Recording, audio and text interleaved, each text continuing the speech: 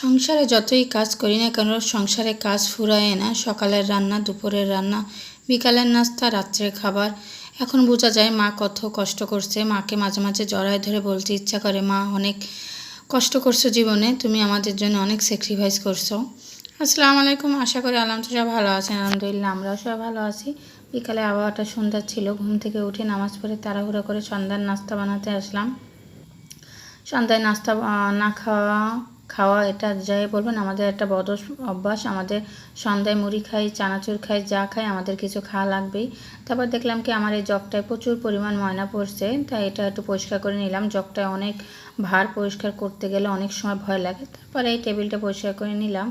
ময়লা পড়ে বাতাস, যদি একটু বৃষ্টি বাতাস হয় তখন ঘর ময়লা হয়ে যায়। তারপরে এই যে বাসা থেকে উপরে থেকে বরফ আনছিলাম, কেননা আমার ঘরে ফ্রিজ না থাকার কারণে আম্মু যেহেতু আমার কাছেই থাকে, সেজন্য আম্মুর বাসা থেকে একটু বরফ নিয়ে আসছিলাম। তারপরে পাস্তা রেডি করে ফেলালাম।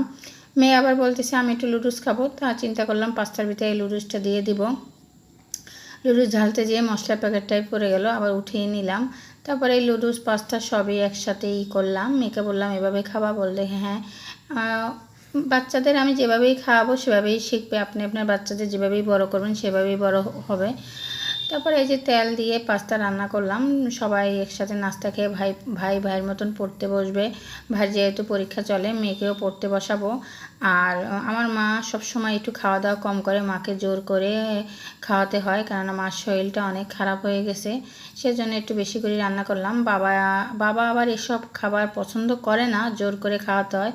তারপরে যে সবাই একটু একটু করে খাওয়া দাওয়া করলাম। একটু দুধ চা বানালাম আর মেয়ের জন্য দুধ। ভাইকে বললাম, ভাই বললেন না আমি দুধ চা খাবো না, ওর আবার চার নেশা নেই। তাই আস্তে আস্তে খাওয়া দাওয়া করতে করতে আপনার কাছে বিদায় নিলাম।